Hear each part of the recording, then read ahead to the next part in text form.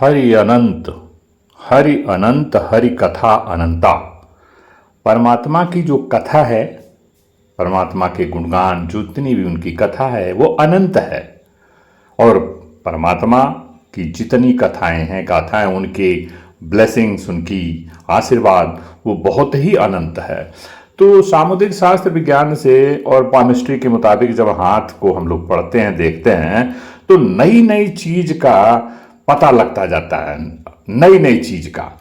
तो जिस तरह से हमेशा किसी चीज को देखने में, रिसर्च करने में अनेकों घटनाओं का पता लगता है, और जीवन में जब दैविक कृपा रहेगी तभी मनुष्य को सुख शांति से जीवन उसका व्यतीत हो सकता है। तो ग्रहों की स्थिति और बहुत सारे देवी देवताओं का आशीर्वाद, ऊपर वाले का आशीर्वाद जब मिलता है तब ही जाकर मनुष्य को सुख शांति मिल सकती है।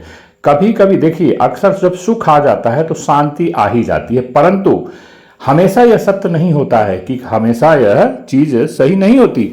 सुख देखा हमने कई लोगों का, जो सुख आ गया है, बहुत सारे सुख के साधन वो जुटा लिए, परंतु शांति नहीं आती।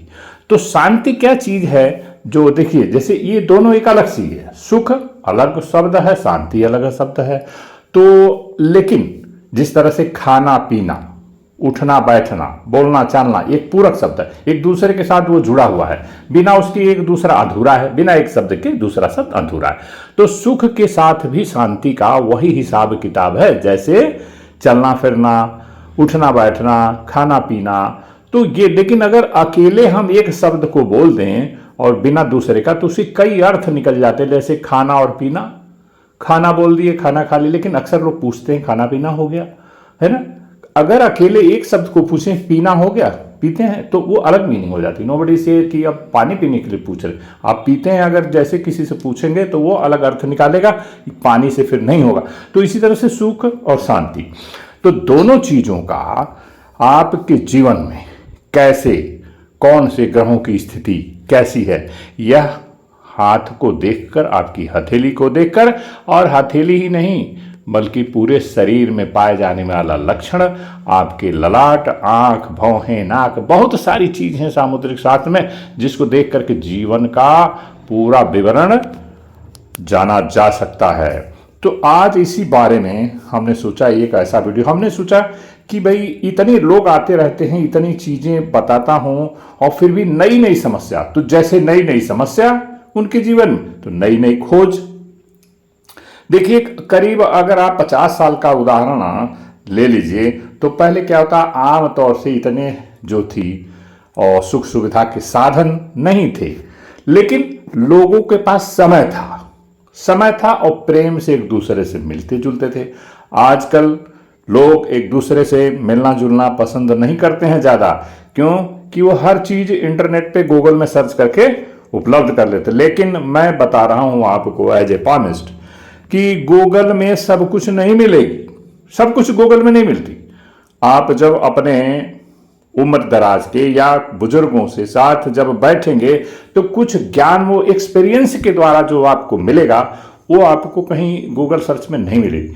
अपने लाइफ का एक्सपीरियंस कोई ओल्डर पर्सन आपसे, उम्र दराज का आदमी जब वो शेयर करता है, तो वह ज्ञान जो होता है, जो एक्सपीरियंस वाला जो ज्ञान होता है, वह बहुत ही उत्तम होता है। व्यक्ति अपने एक्सपीरियंस को बताता है आपसे शेयर करके। तो वो ज्ञान अब इस वीडियो में देखेंगे कि ये सुख शांति कहाँ से आपको उपलब्ध होता है, कौन कौन सी रेखाएं हैं और कौन कौन से पर्वत हैं जिससे जीवन में आपको सुख। देखिए, पहली बात, जीवन की हथेली, जहां हथेली और हाथ मिलते हैं वो होता है मणिबंध का क्षेत्र। 4 रेखाएं जिसमें नहीं है तो समझ लीजिए कि अल्पायु व्यक्ति है, और वो अकेले उसी को देख के नहीं प्रेडिक्ट किया जा सकता।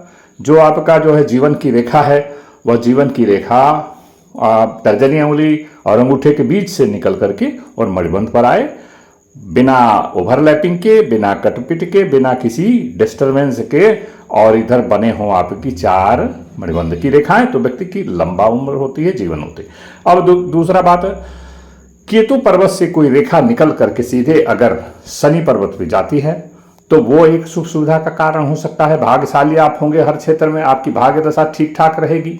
उसके बाद ये जो मुख्य मुख्य रेखाएं हैं, हृदय रेखा, मस्तिष्क रेखा और भाग्य की रेखा जो शनि की रेखा बताया हमने, बुध की रेखा और जीवन की रेखा, और सारे पर्वतों का उभरा हुआ ठीक ठाक होना चाहिए। स्पेशली जो सुख और शांति जो हमने जिक्र किया है आपसे, उसके बारे में बता दूं। ऐसे तो बहुत सारी चीजें हैं पामिस्ट्री में, लेकिन सुख और शांति ग्रह का कारक जो गुरुदेव हैं, जो तर्जनी अंगुली के जो नीचे आपका पर्वत है वो उन्नत का होना चाहिए। तर्जनी उंगली बहुत छोटी नहीं होनी चाहिए, ठीक ठाक होनी चाहिए, और उसमें पोर जो तीनों हैं वो लंबे लंबे होने चाहिए। अंगुलियां मांसल भी थोड़ी होनी चाहिए, एकदम सूखी नहीं होनी चाहिए। और गुरु का पर्वत हो गया। उसके बाद आइए मेन कारक जो आपके बता रहा हूं, वो शुक्रदेव का अंगूठे के नीचे वाला जो पोर्शन है आप देख रहे हैं, वो जो है अंगूठे वाला, जो अंगूठे के नीचे का जो पोर्शन है वो उन्नत का होना चाहिए, उभरा होना चाहिए। तो आपके जीवन में सुख और शांति दोनों रहेगी। मैं इसी 2 पॉइंट को आपको बताना चाहता था कि सुख और शांति अगर दोनों का कॉम्बिनेशन नहीं है तो समझ लीजिए कि लाइफ जो है आपकी डिस्टर्ब है, लाइफ में कुछ अचीव नहीं किया आपने। तो सुख और शांति दोनों का होना इसी बात पर निर्भर करता है, गुरु का पर्वत और जो है शुक्र का पर्वत। बाकी जो हमने आपको बताया वो तो मुख्य मुख्य रेखाएं, उसका विवरण मैंने कर दिया, वो बताया। तो इस तरह से ये जानकारी यदि आपको इंफॉर्मेटिव एंड एजुकेटिव लगती है तो कृपया इस वीडियो को लाइक करें, और चैनल पर नए हैं अभी तक सब्सक्राइब नहीं किए हैं तो सब्सक्राइब भी कर दीजिएगा, बेल आइकन को दबा दीजिएगा। इससे क्या होता है कि आपको नया नया वीडियो आपके पास पहले पहुंचेगा और बूस्ट होगा, सो दैट अच्छा वीडियो आप बना करके आपके सामने ज्ञान वाली चीजें प्रस्तुत करेंगे। धन्यवाद।